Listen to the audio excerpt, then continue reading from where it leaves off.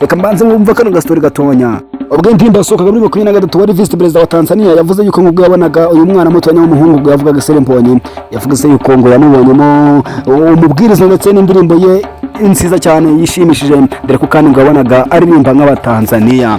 Sibyo kandi ni Nasiri namaze gusohora nk'imwe mu ndirimbo zamaze gukundwa agiye korana n'izindi ndirimbo nyinshi ziswaye nka Bitamina, azakora Bitamilenga, azakora ya Mungu ndetse na Sikiriza ndetse n'indirimbo nshyashya yasohoye ubu ngubu yamaze people nkuko ngene bibategurira mbagenda bagezaho ibintu bitwene cyangwa se mbagezaho bakorera ku byamamare cyangwa se mbagezaho abantu bagize bakora ibintu bidasanzwe. Uyu munsi mbazaniye umuramyi cyangwa se mwite umukozi w'Imana nushake umwite the preacher, mwite Israel Mbonyi icyambu cyangwa se mwite ni Nasiri superstar cyangwa se umwite umuhitinzi ndavuga ngo mu ndirimbo zo kuramya no guhimbaza Imana. Baramuzi mu Rwanda, baramuzi Burayi, yujuje BK Arena inshuro tuyikurikirana. Yagiye muri Kenya aruzuza, yagiye Tanzania aruzuza, yagiye Belgium aruzuza, yagiye muri Israel amatike yashiraho buri cyumweru kimwe n'igitaramo kibe yitwa Israel Mbonyi cyangwa se mwite icyambu cyangwa se umwite number 1 nk'imwe mu ndirimbo yamenyekanishije nk'indirimbo yakoze bwa mbere cyangwa se nk'imwe muri album ya mbere yakoze yaje kubasohora.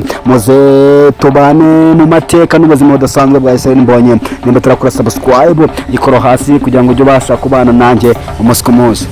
Israel Mbonyi yavutse mu 1992 aza kubafukira mu gihugu cya Repubulika na Demokarasi ya Kongo mu misozi miremire ya Minembwe. Afite imyaka 2 yonyine yaje ari kumwe n'umuryango we baje kwimukira mu Rwanda, aho bari bagiye mu Ruhenge cyangwa se ubu ngubu mu karere ka Musanze, ari naho yaje kuba akurira. Israel Mbonyi akiri umwana muto cyane yakundaga kuririmba cyangwa se yagiye muri korali z'abana, ari naho yagiye gutangira aririmba ku giti cye ndetse ari naho yigiye gucurangira gitari. Israel Mbonyi kandi akomeza avuga yuko ngo muri icyo gihe nubwo yari mu Rwanda ariko imiziki cyangwa se akiri umwana aribwo yatangiye kugenda arushaho gukunda indirimbo ndetse dore ko yari yaravukiye mu umuryango wamwigishaga gusenga Imana ndetse no kuyubaha, ari nabyo n'ubu ngubu bimufasha dore ko abamuzi bavuga yuko ari umwe mu bantu bitonda ndetse bagira discipline idasanzwe no kubaha Imana bidasanzwe. Israel Mbonyi ndetse kuba asenga ndetse ari umuririmbyi azwiho no kwandika indirimbo, avuga yuko indirimbo ze nyinshi agendera kuri Bibiliya ndetse n'amagambo menshi agenda yumva ndetse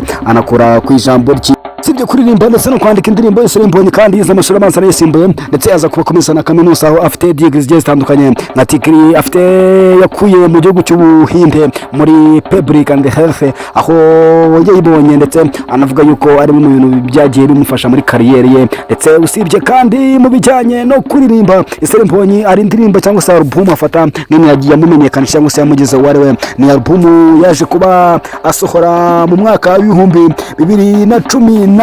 Album yaje kuba asohoraho indirimbo yariho album bwayo bayitaga number 1, ari naho iyo ndirimbo yariho yitwaga number 1 deko yariho n'izindi ndirimbo zigiye zitandukanye zagiye zimenyekanisha nk'indirimbo yitwa yankuyeho urubanza ku migezi nzi byo nibwira ku musaraba ndanyuzwe hari impamvu ndetse n'agasambi. ni mu zimwe ndirimbo ziri kuri album ya mbere aje kubasura muri 2014, indirimbo yamwambuguriye amarembo ndetse n'abantu benshi bagenda barushaho kumumenya. Usibye za album ubu tuvugana mu bita Israel Mbonyi afite album zigera kuri 7 ndetse n'indirimbo zigiye zitandukanye zagiye zimumenyekanisha nk'uko ngenda mbibona ahangaha imbere yanjye. Israel Mbonyi kandi usibye kuba ari umuhanzi ukomeye mu Rwanda, muri East Africa ndetse no muri Afrika muri rusange, Israel Mbonyi yagiye yegukana ibihembo bigiye bitandukanye mpuzamahanga ndetse ari nako agenda arushaho kugenda amenyekana byinshi bitandukanye mpuzamahanga. nko muri 2020 yaje kuba abona icyo bita nomination muri African Entertainment Award USA,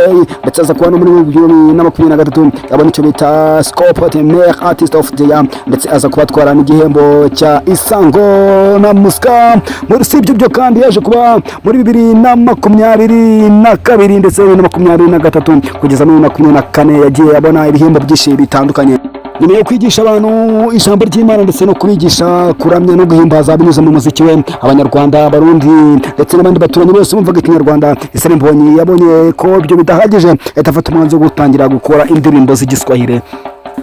indirimbo nyinshi z'igiswahili nyamara yabikoze agira ngo yigisha abantu ijambo ry'Imana ariko ntabwo arabizi ko arimo arakora ikizatuma abantu benshi bamumenya kurushaho. Yose akora indirimbo bita ni Nasiri. Iyo ndirimbo yaje kuba amateka dore ko iyi ndirimbo imaze kurebwa na miliyoni zirenga 86 ku rubuga rwa YouTube. Ubwo natavuze ryasayizemo za Spotify ndetse n'izindi mbuga zicuruza imiziki. Iyo nyine ni Nasiri yamugejeje ku rundi rwego dore ko abantu benshi batazi iyi nkuru. Reka mbanze mwumva kano gastori gatonya. Ubwo indirimbo yasohokaga muri 2023 wari vice perezida wa Tanzania yavuze yuko ngo yabonaga uyu mwana muto w'umuhungu yavugaga Mbonyi, yavuga se yuko ngo yamubonyemo umubwiriza ndetse n'indirimbo ye nziza cyane yishimishije dore ko kandi ngo yabonaga aririmba nk'abatanzania.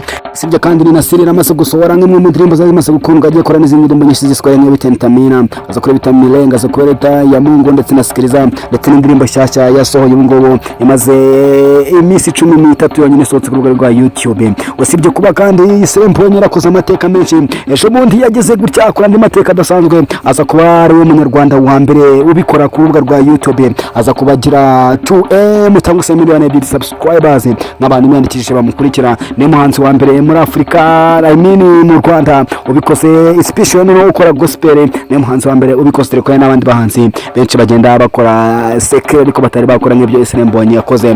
Mbonyi ikindi kintu yakoze cyane gitangaje ni uburyo ngo yigeze kuba ajya muri Israel nk'igihugu, ubwo yaragiyemo muri concert yaho maze amatike aza gushirabora icyumweru kimwe ngo iki gitaramo kize kuba kiba. Ubu ngubu kandi Mbonyi iyo bagiye kubaranga umutungo cyangwa se amafaranga yinjiza cyangwa se amafaranga afite cyangwa se imitungo abarirwa mu bihumbi bigera kuri 50 by'idolari afite.